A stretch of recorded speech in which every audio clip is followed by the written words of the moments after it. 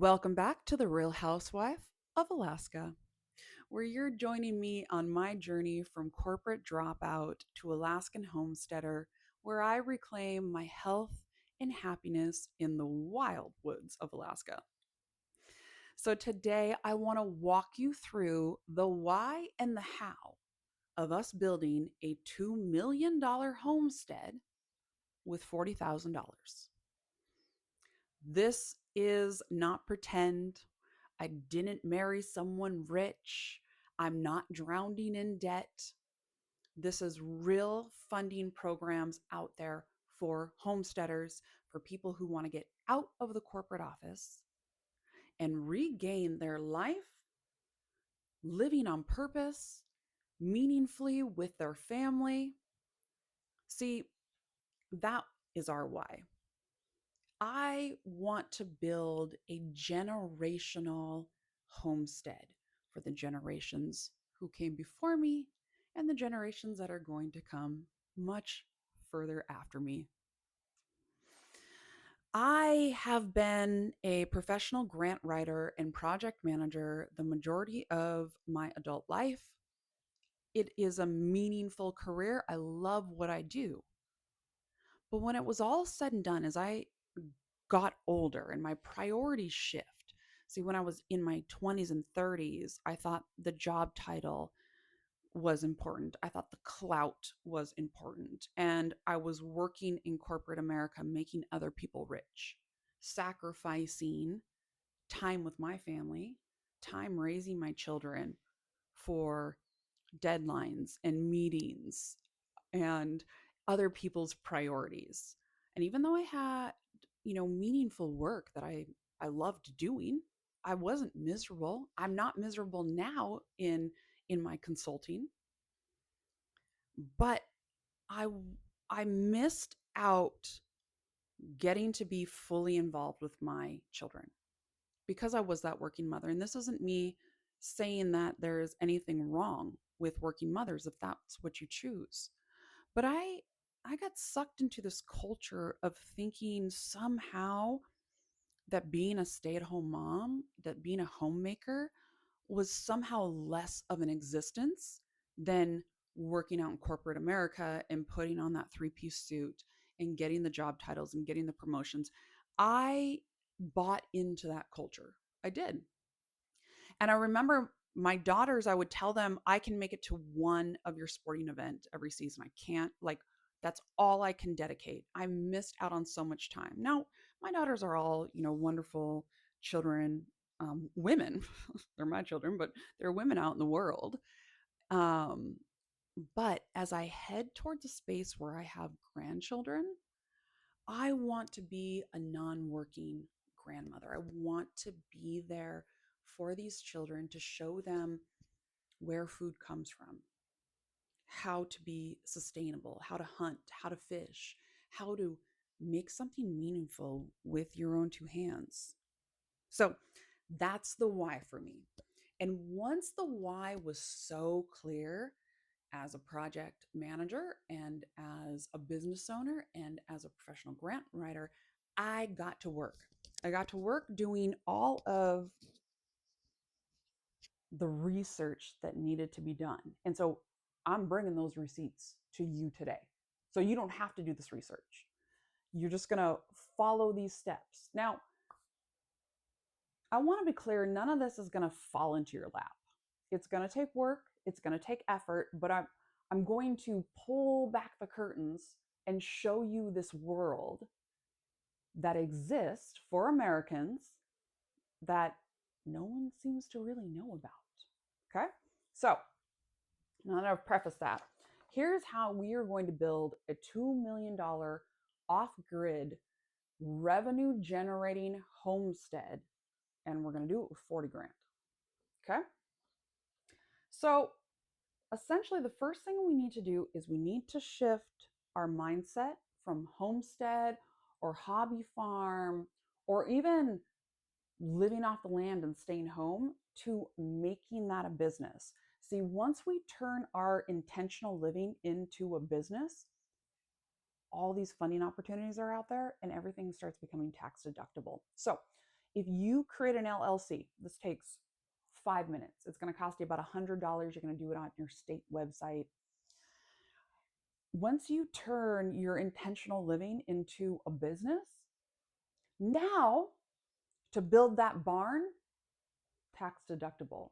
To buy those chickens, tax deductible. The engineering, the consulting, the marketing, your TikTok videos, your camera, your microphone, your software, all of this is tax deductible now because your way of living is a business.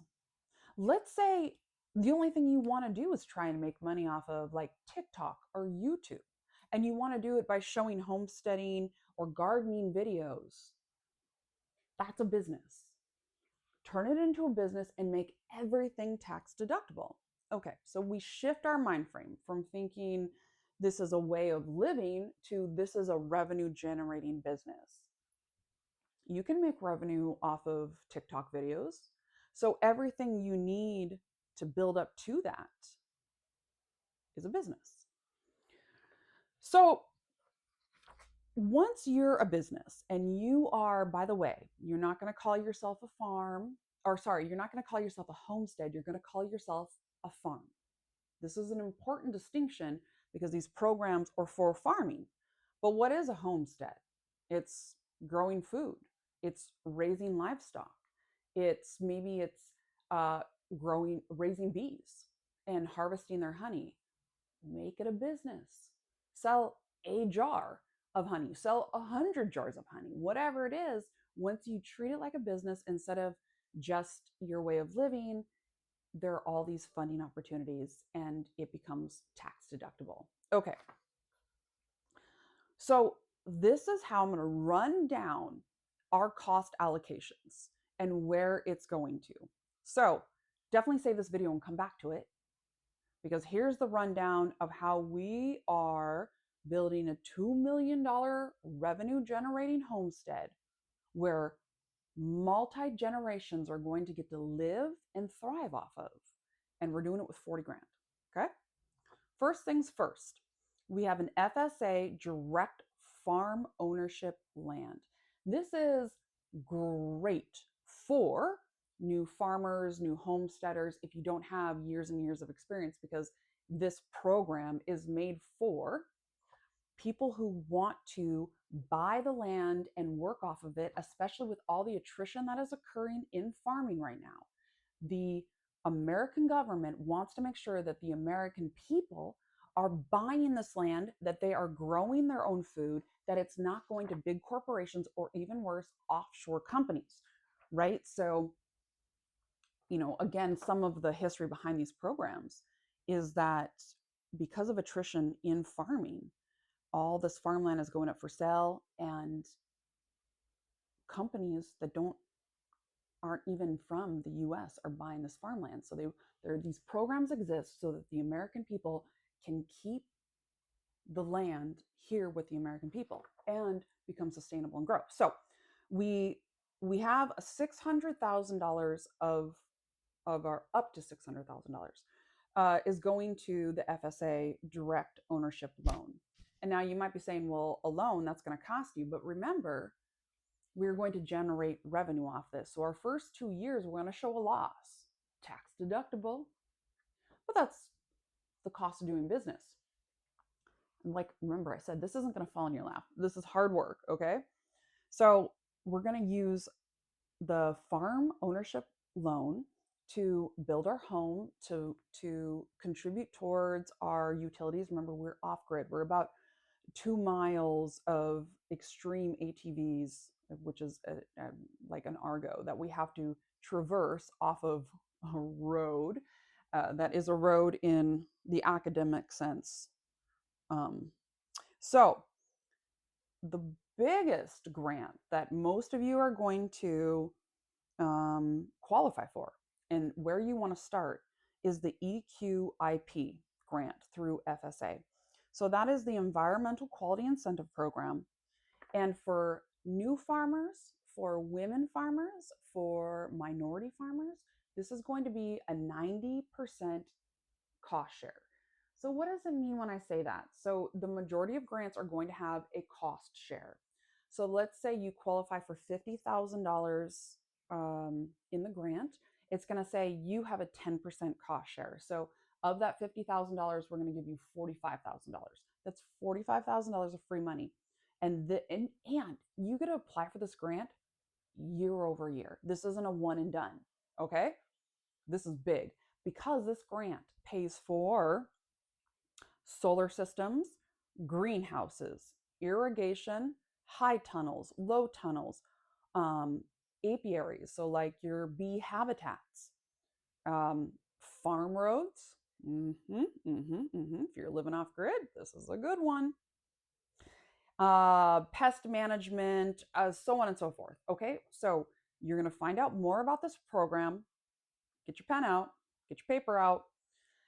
nrcs.usda.gov/programs. Okay, you're going to go there and you're going to find out all the information, but essentially you're going to search for your local FSA office. You're going to reach out to a representative and you're going to say, I want my farm record number application and I'm interested in the EQIP grant.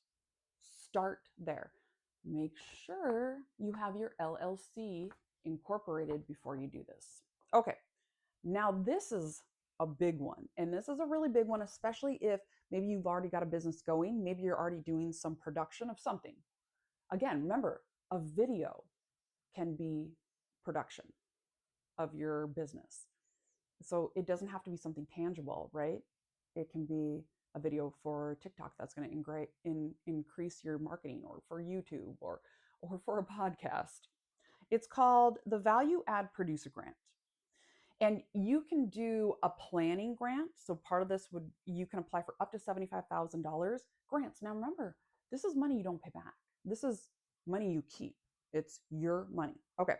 So value add producer grant, $75,000 to start your planning. So this could be like the engineering, or if this is really, a really big operation, you need to consult with a lawyer, or business consultants, whatever it is. That's the planning part. But then you can also do up to $250,000 in working capital. Now, you need to have some sort of operation, because the idea behind this grant is to improve what you're already doing. So for example, when we are going to apply for this, is we're going to have milk goats. We'll do livestock year 2. For the love of God, do not start with livestock. Start with produce. Year 2 will be livestock. Year 3, we're going to produce goat milk cheese and goat milk soap and other products. So what I'm going to do is I'm going to write a grant application for the Value Add Producer Grant for year 3 to purchase my milk production equipment, to purchase my soap production equipment, to purchase honey jars, because we'll also have pollinators, we'll have bees. And so once you have something you're producing, this grant is to then purchase the equipment you need to increase your production. Okay, $250,000. You're going to find that one at, get your pen and paper, rd.usda.gov/programs. Okay. Next, we're going to have the Federal Solar Investment Tax Credit. You're going to want to do your research on this because there are some caveats. It's part of the big, beautiful bill. There are some timelines and some requirements, but essentially what it is it's a 30% tax credit on your solar system. So if you are off grid, or you're trying to have a solar system on your greenhouse, you get this tax credit. Now remember, in this scenario, circle back to the EQIP grant, I got my solar systems paid for. And then I'm going to circle back to my federal solar investment tax credit. Now I'm going to get a tax credit for having a solar system. Remember, any cost in between that, I got a tax deduct. So my money is just working for me as hard as possible. Okay. So again, do some research on this one because there are a couple of caveats, and you can find that at energy.gov /solar. Okay. Now, one that is specific to a few states, so Idaho, Washington, Oregon, and Alaska, is called Ag West. This is a $15,000 grant that I've applied for. I'm waiting to hear approval, and you can use this towards anything. But what's important to know about this grant and why you need to do your research as well is because there's a lot of state funded programs that are specific to the states. So all these are federal. So you want to do your research and find out what sort of state programs are available for you. For example, for us here in Alaska, we have a loan program for farming for up to $3 million that only has a 3% interest. So wrap your brain around how much further your dollar stretches at 3% interest as opposed to say like the 7% or the 10% of a personal loan. So definitely check out your state programs.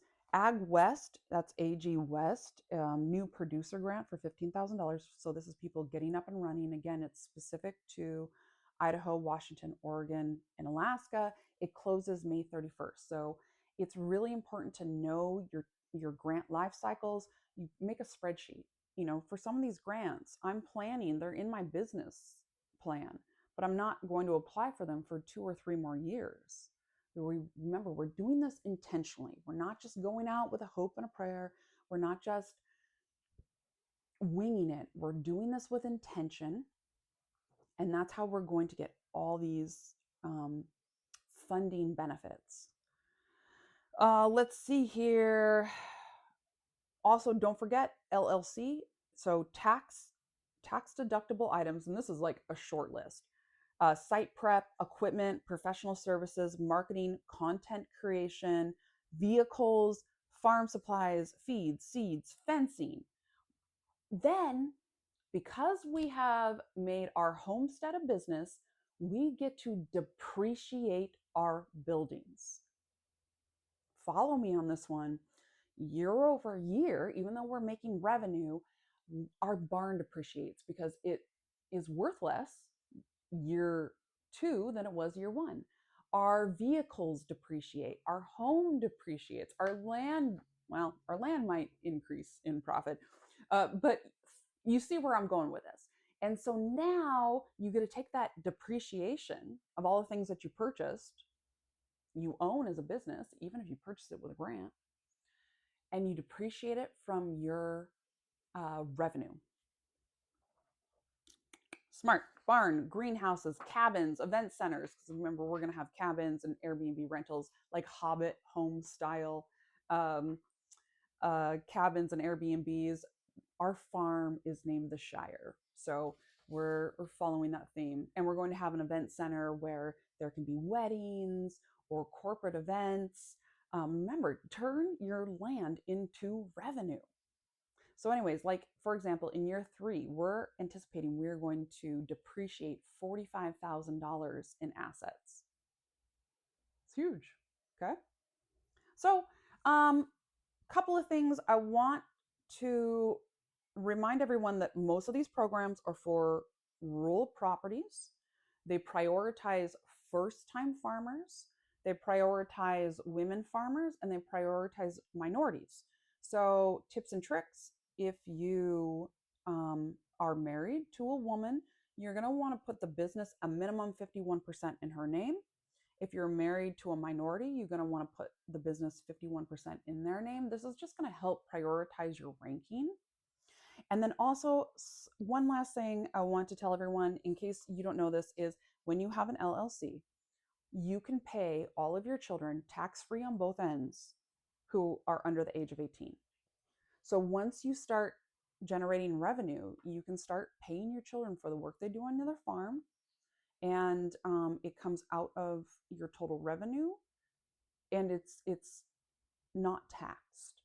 So a million other things we can go into about structuring your homestead as a business, but as you can see, you take these intentional steps and you get funding. So $600,000 we are doing in the FSA loan. We're anticipating we should have somewhere about $250,000 off of the EQIP grant over several years. We're anticipating about $250,000 off of the value add grant. We're anticipating somewhere around a $30,000, $40,000 tax deduction from the solar tax. We're anticipating 15 grand from the Ag West new producer. And then, of course, there is all of the depreciation and tax deduction, which is going to be somewhere between $50,000 to $100,000 in the first couple of years. Okay, so I hope this helps. I hope this gets you to a space where you get to live your life intentionally, with purpose, with your family, protecting traditions and bringing back the culture of honoring the space at home and how important our health and happiness is. Thank you for joining today. I really appreciate it. And I'll see you on the next episode.